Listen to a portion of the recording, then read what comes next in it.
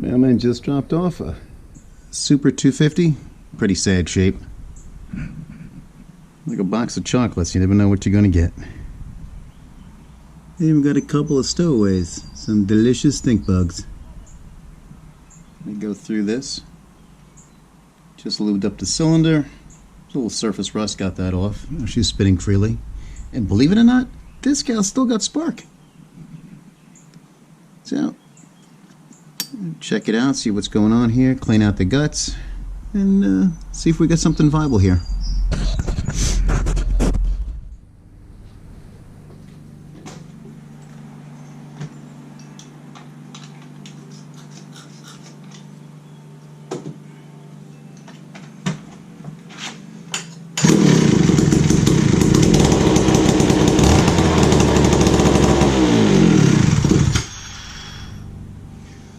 Super 250 with a few borrowed parts.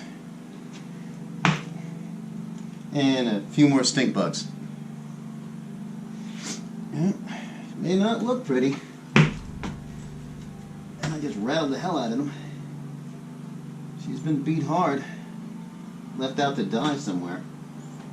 But clutch is good. The oiler, well, not so much. But this has an automatic oiler. Inside the tank is pretty pathetic. And, yeah, I mean, she's a runner. She'll go. Let's replace the airbox, though. It's kind of cracked. You can see, yeah, this gal's been beat.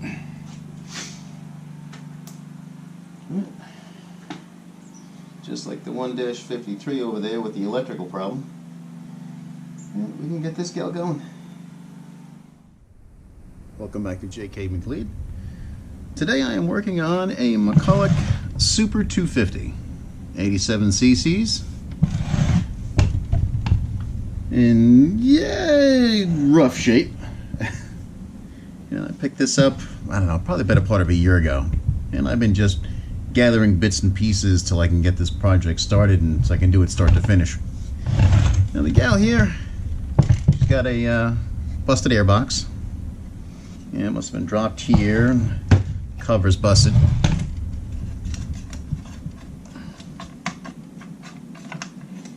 Yeah. You know, I put an aftermarket carb on there. I still have the old one, but just to see if she'll fire off. See what we got. When I first got it, I mean, this was an actual barn find. You know, I opened up this side here to check out what was going on, see if it had spark. And I must have killed about, I don't know, 14, 15 stink bugs that had made roost in here. Clean all that out. And the hardest part of this thing, I think, is going to be the tank. See if I can get you in there. Let's see if we can get an angle here. See? All kinds of scale in there, and there's a perforation on the bottom of the back side of the tank. So that's got to come out. And what you see there is the automatic oiler, which is kind of all scaled up. But and the cylinder's, you know, despite its shape, the cylinder is absolutely clean. It's got a boatload of compression. Squirted a little fuel in there. It cranked off on the first pull. So she's good. As far as, you know, as good bones, anyway. But, yeah, the rest of it's going to have to come apart. Replace this, replace the handle, tank. Hopefully that automatic oilers. There's still something left to salvage. But yeah, let me get this all apart here. Get the cover off, the handle, the starter. Get all that out of the way. This way I can get started with it. And probably the first part we're going to tackle is the tank, because the screws for the air box are underneath here. So yeah, let's give this a shot, see what we get. I'll get all this out done first. Well, is there any chance of saving this tank? Yeah, no.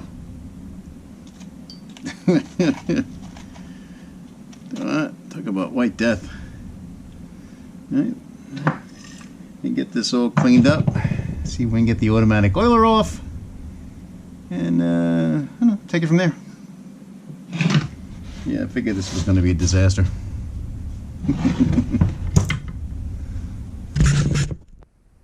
Yep, that's a whole lot of white death right there. Let's see if I can penetrating oil and see if I can get the front side of that tank off. Get it away from the body. Yeah, that's going to be the fun part. Well, 4 bolts into the inside of the tank here. Separated the 2 sections.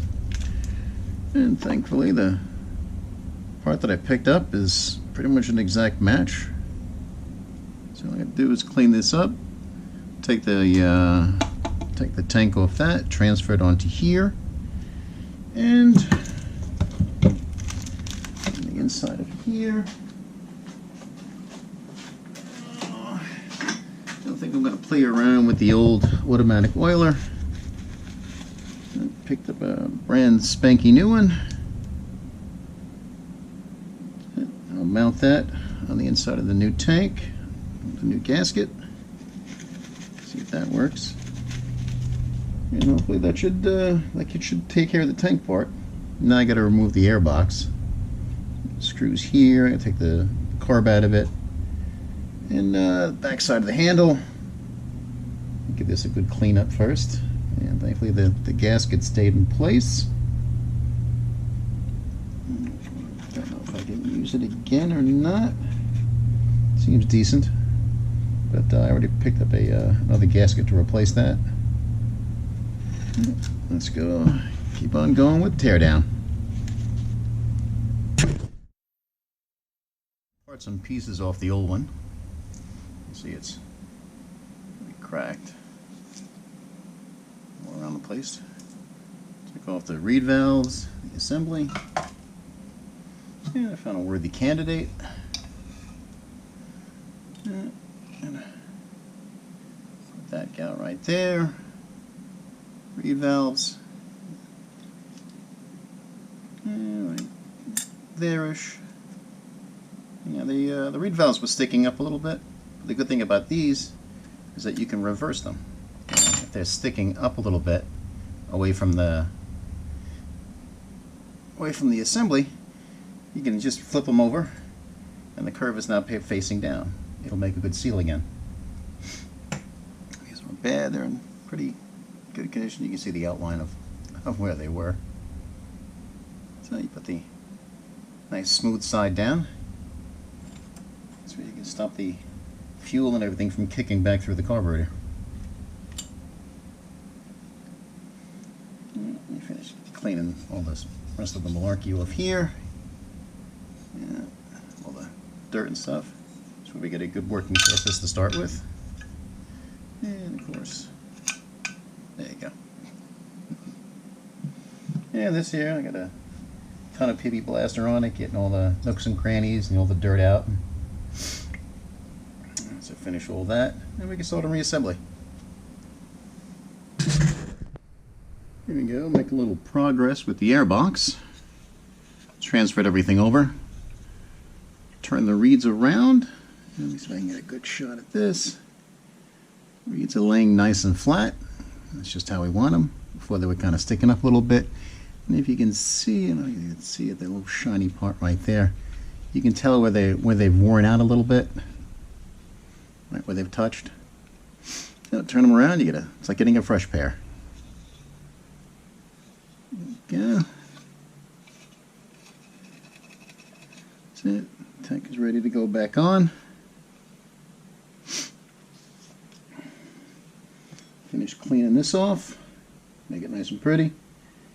And we can put the tank back on and we can start working on the tank. Put the air box on, and then we can start working on the tank.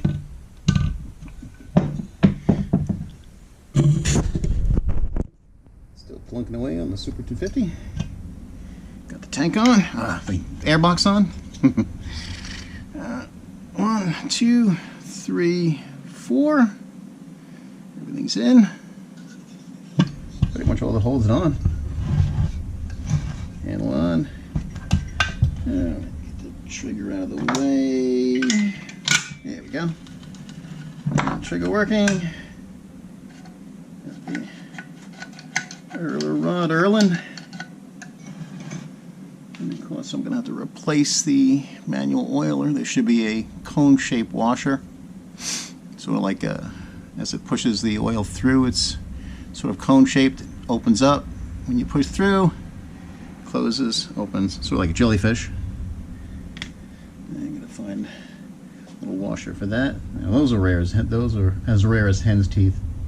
Now we get to work on the tank. I'm going to pop this, slide this out of the way, slide the oil tank off. Now the oil tank could make it easy. 1, 2, 3, 4, 5, 6, and it's actually bolted to here. There's little nuts on the inside and bolts through the tank. 1, 2, and 3, and of course, yeah, well, there was oil in it. And I couldn't make the tank threaded just to make life easy, so you have to take it apart in order to transfer it. But it's kind of the way they do things. So I'll make it the 6 off here, get the 3 that hold it into the tank, hold it into the fuel tank, I should say, and let's see what we get from what's on the inside. I'm sure there's a lot of malarkey and garbage in there. Clean it up, and we'll pop it on the new tank. Let me get this clean and pick it up where we left off. Using the earthly remains of the old gasket, because this one here for the old tank, really not much left. And this particular gasket here, it's a rare find. I think I found one of them on Fleet Bay, but the guy won like 20 bucks plus shipping. Got 20 bucks worth of, let's see what I get here. Let's see, 1/32 thick Caro Pack. And whipped up my own. They're not pretty, but if they do their job, it'll be clamped in. No one's going to see them. Bit more progress on the Super 250. Put a new automatic oiler in the tank, gasket, and the only thing that surprised me is that sitting in that little hole there, this little brass fitting in there, is a small spring and a ball bearing. And if you looked at one of my other videos, some of them have it in here, where there's a small I guess a small cover with a hole in it, and behind that is a ball bearing and a small spring. And what that's designed to do is that once it pulls the oil into the oiler, the ball goes back into place and prevents the oil from just keep running out. So this way, when the saw is off, it just doesn't keep running all over the place. It'll also serve as a one-way check valve. So every time the pulse goes in, and this little, well, it's kind of let me see if I can get this off here. It's all wrapped up here. Yeah, just like all the other ones. There's a small little bellow that goes in and out, and behind that is a spring. Every time the pressure pulse from the engine pushes this little bellow down, goes down to the bottom, the spring pushes it back, so that's how it pumps. There's a small spring in there. I transferred it over. You just plop it in the hole, put your gasket down, this on top of it, 3 screws, and you're done. Well, hopefully done. Okay, little homemade gasket. Okay, and that's the hole the pressure pulse goes through. Right there. What's this one here? Oh, one of the two. I think it bleeds into it. If I'm not mistaken. Yeah, no, it's this one here. It's where the pressure pulse goes in, pushes on the bellow, draws the fuel, pumps it out into the bar pad, detent, closes, gets ready for the next pump.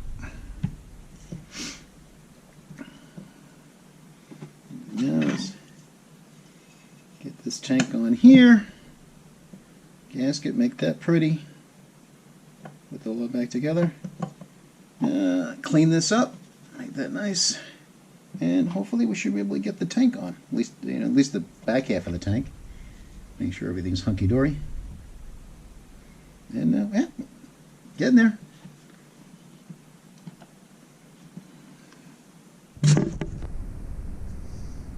One half of the old tank on. I still think the tank should come threaded. It'll make life a whole lot easier. But my little made-up gasket in there, you can see it. Hopefully that'll hold. Gotta clean that plate up. My next homemade gasket. Hopefully that'll sit in there properly. I believe it should. And then we'll get this back together again. Let me get the top on the top of this one on. This is the guy. The gasket. This guy on there.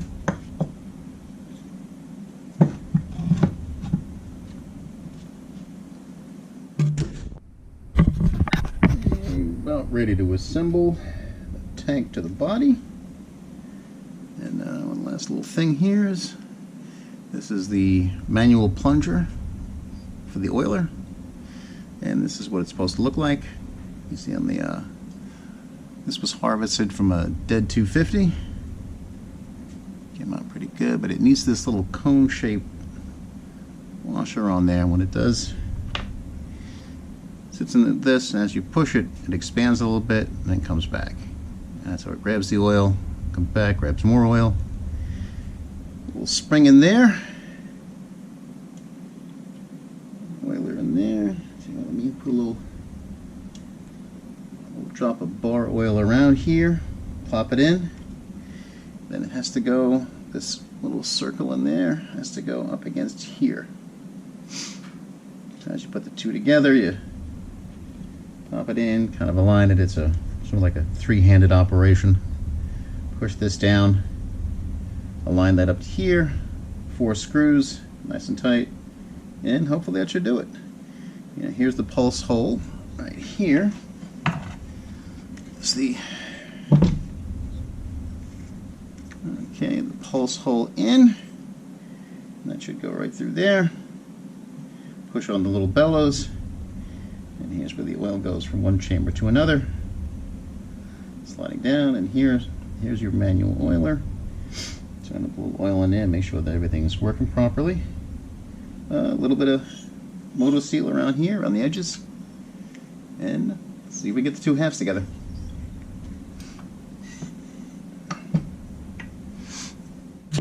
Here we are. Back half of the tank is on.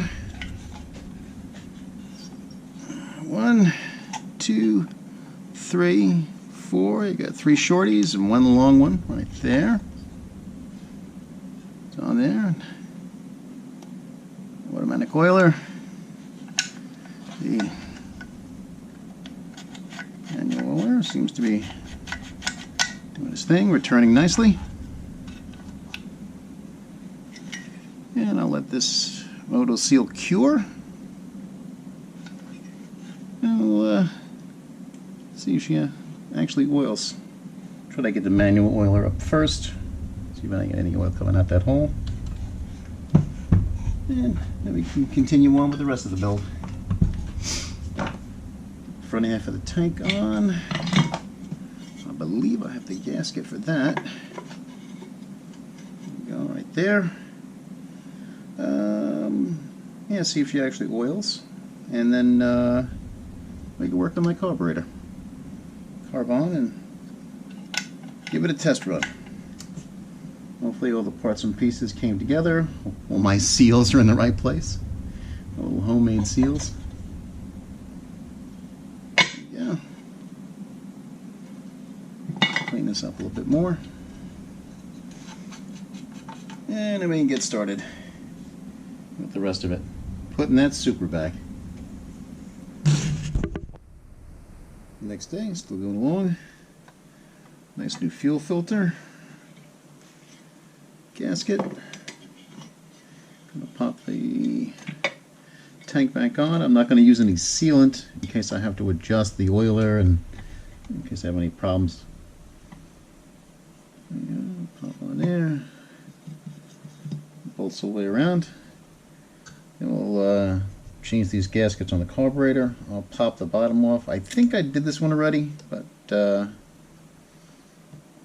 see what it looks like. I think this tag means I've already rebuilt it. I'll give that a double check. New gaskets, fuel and oil, and see what we get.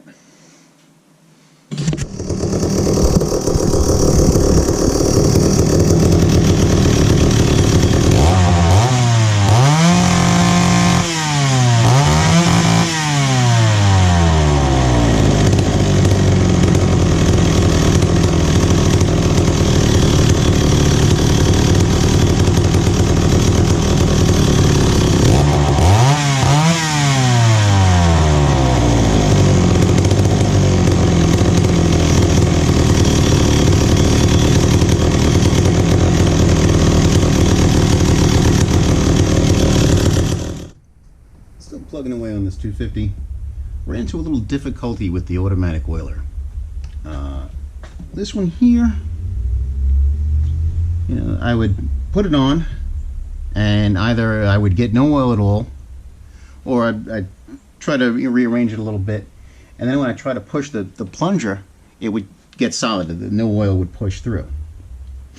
Now, the way these oilers work, as best as I can tell, is oil goes from the tank in through that little check valve, comes out this hole here, goes into this one, and on the opposite side of this one is that hole right there with a small copper or brass fitting.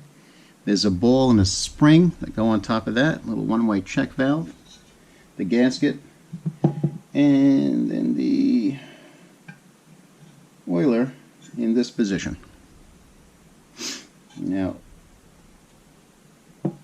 oil is supposed to come out of that little brass fitting hole, go through the oiler itself, and then come out the hole on the opposite side. That hole leads to the tube that goes to the bar pad. You can see with the block-off plate, you get this in focus here, a little block-off plate. It's got a little notch to hold that spring in place, but the oil comes out there and just jumps from one to the other side and out onto the bar pad. Now, as far as I can tell, the plunger needs to be in the outward position.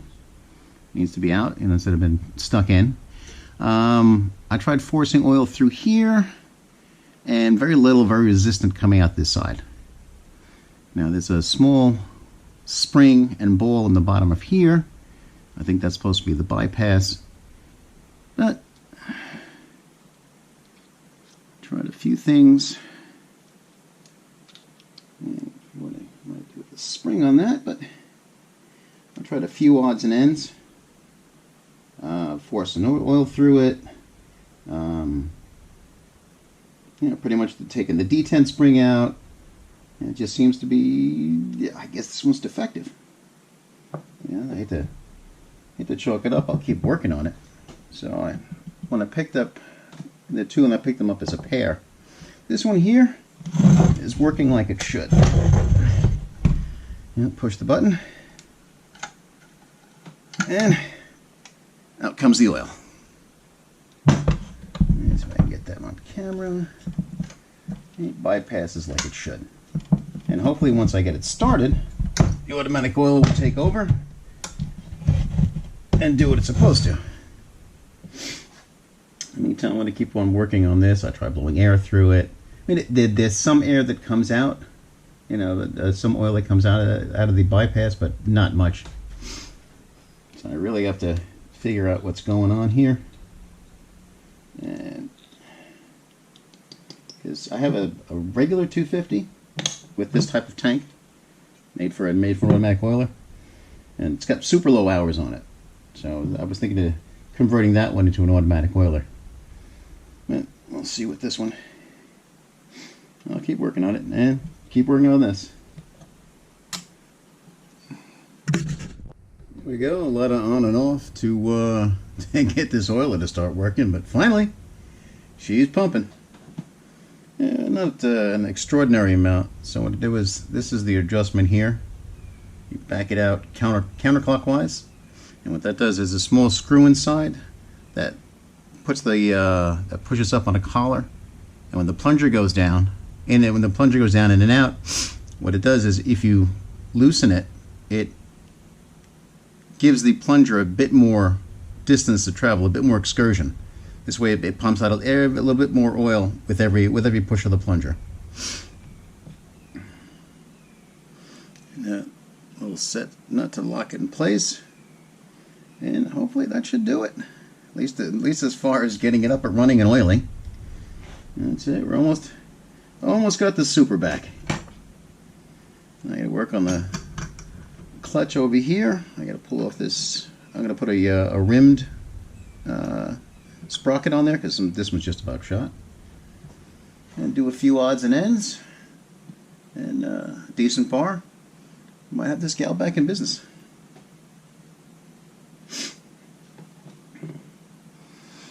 Yeah, we'll get the cover on, and let's sit for 24 hours and see what we get. Still going on the Super 250. Put an old proper exhaust. That's what should be on there. Now we're up to the clutch and the sprocket. This is the sprocket that was on there.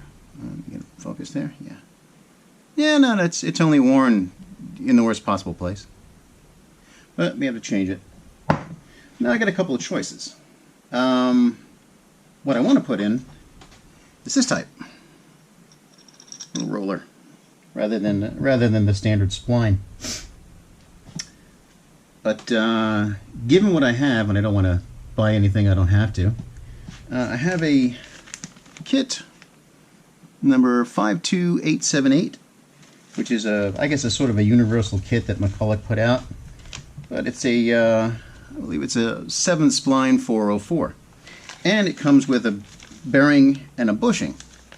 Now on the Super 250, and I think the 105, the 125, any of the heavier duty models, the bushing is too big.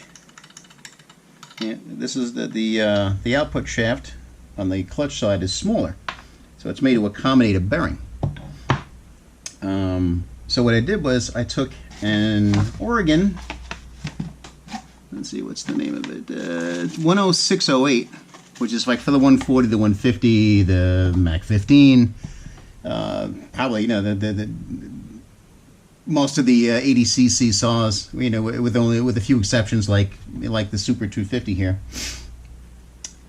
So I took that and popped out the bushing, took the bearing from this kit, and it also comes with a bushing, so I mean I'm not at a loss. I can still put it in any, you know, 150, 140, 150, 160 series, pretty much any 80cc saw, and popped it in here.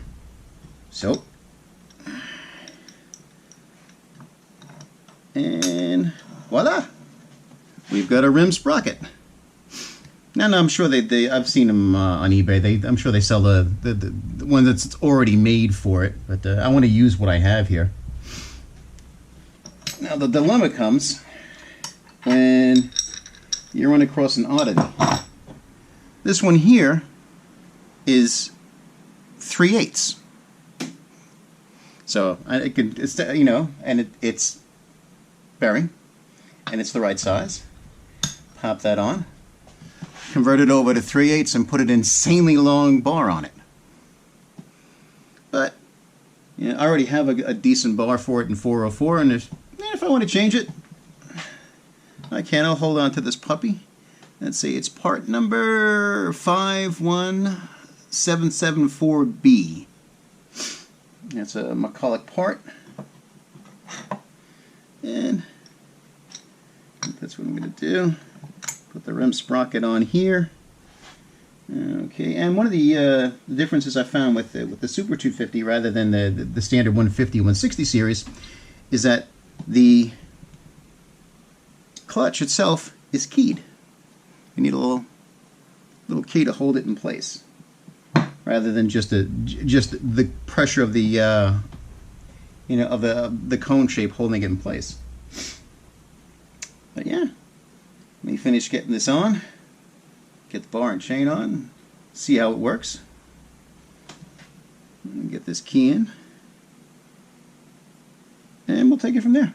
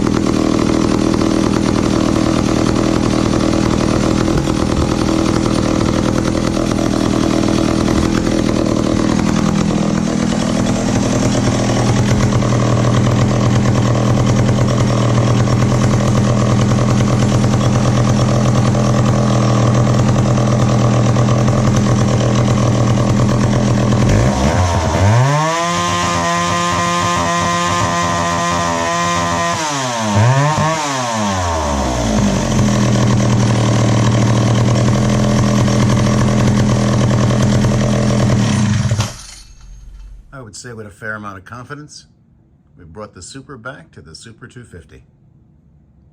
Thanks for watching.